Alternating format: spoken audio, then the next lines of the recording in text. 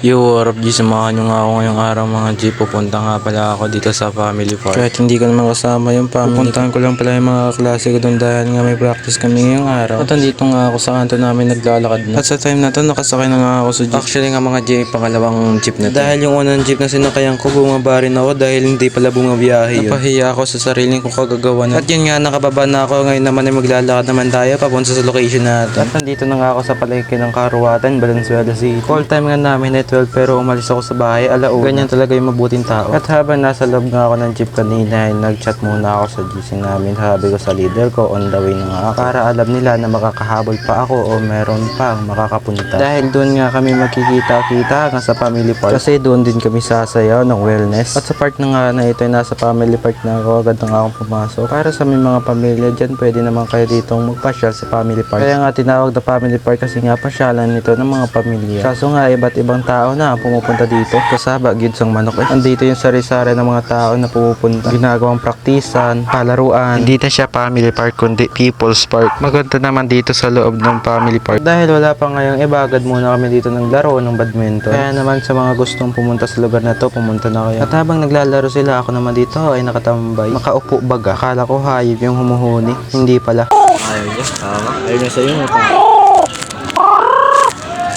Kinakong manok.